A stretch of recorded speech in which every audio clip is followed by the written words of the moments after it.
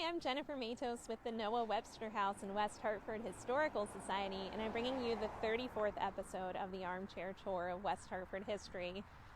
I'm standing off of Route 44 on Avon Mountain, or what you might call Talcott Mountain, not far from Reservoir 6, but across the street in a development called Old Stone Crossing. Old Stone Crossing was developed in the early 2000s, but the story of the land goes back to the 1700s. So it actually starts with a man named Calvin Wells who built a homestead up here in the 1700s. He had inherited the land from his father, who was a veteran of the American Revolution. And you can imagine when the Wells homestead was up here, it was pretty isolated from the rest of the town, being separated not only by a mountain, but by a dirt road that led up to it, and also the fact that they would be using horse-drawn wagons and carriages. The property fell into the hands of different owners until 1905, when the Brainard family purchased the property. So the Brainard family was a really well-established family in the Hartford area, one of Hartford's elite families, and they purchased this farm really as a hobby farm. So the property was owned jointly by two men, Newton Brainard and Morgan Brainard. And both of them were Hartford businessmen, but Morgan Brainard was the president of Aetna Insurance Company from the 1920s to the 1950s. When they purchased the land, there was about 500 acres on this picturesque knoll on Talcott Mountain.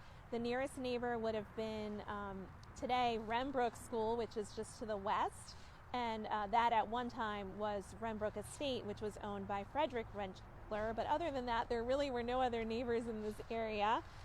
It included a house that was built in 1819 in the Greek Revival style, a large house, 15 rooms, 8 bedrooms, and what has been described as a kind of ramshackle collection of barns and outbuildings around the property. So this was a working farm.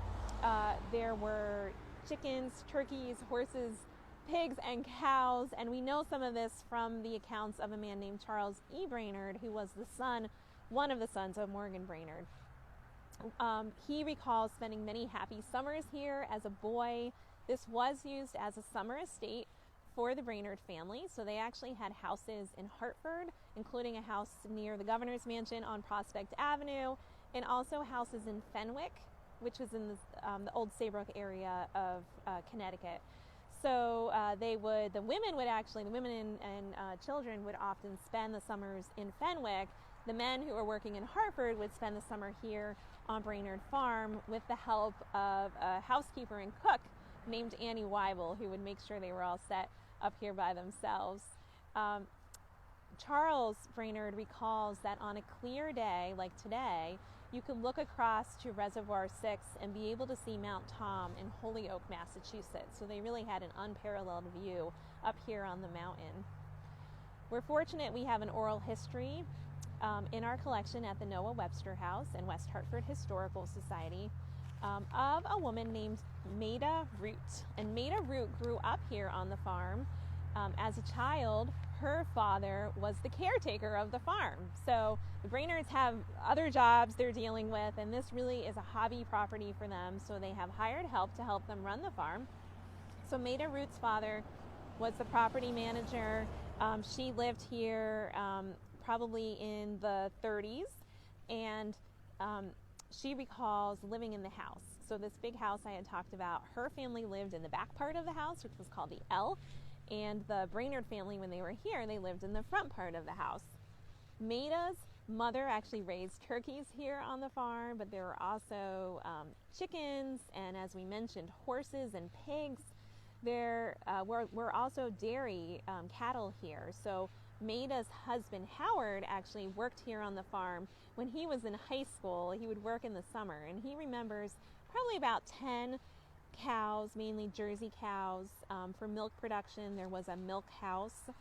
There was an ice house as well, and they recall a body of water a little bit up the mountain from here that they called the Little Reservoir, and that's what they would use to harvest ice in the winter. So it was a pretty self-sufficient farm. Interesting as well that they never really, the Brainard family didn't sell any of the things they produced. So for instance, they produced a lot of milk, but they didn't sell it. They used it for their family. So Howard remembers his father sometimes taking the milk down to Hartford, to the Hartford houses, as well as eggs and chickens for the family use. And then in the summer, a lot of those products would actually be shipped by train down to Fenwick for the family to use as well.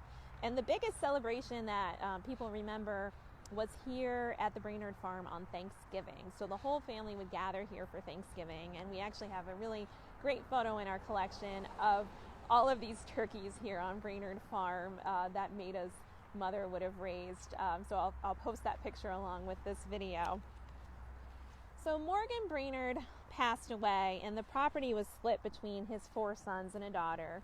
And Newton Brainard passed away in 1964, and he bequeathed his share, which was about 200 acres of land, to the Metropolitan District Commission for use for watershed and parkland. So if you've ever hiked up here, it's probably land that was donated by Newton Brainard. By 1988, the property had really fallen into disrepair. There had been a plan that year to actually build a retirement and nursing care facility here on the land that was going to be through the Retirement Centers of America. The deal fell through. Most of the buildings were deserted, and West Hartford zoning enforcement actually declared the house unoccupied by town code, which meant that the town could make a move to demolish the building if the building remained vacant for 2 years. Now the town spoke and said they really had no intention of demolishing the building. They just wanted the property owners to maintain it and make sure that it wasn't going to become a hazard to people who might wander over and be using the buildings for other purposes. But by 1991, no real action had happened. The town actually declared the house a public health hazard. And the owners actually reported that, while they understood that the house had historic and cultural value, and many people were fighting to save it, they felt like the only way they could safely manage the property was to demolish the building. So the house and all of the buildings were demolished by the end of 1991. We do have some images of the house so you can see what it looked like. Apparently you could kind of just catch a glimpse of it as you were driving by on Route 44, and there may be many of you watching this video who remember the Brainard Farm, which really was demolished not that long ago in terms of history, so only about 30 years ago.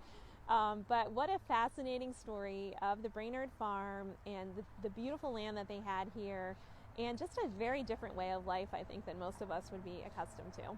So I hope you learned a little something new, and I'll see you next week. Bye.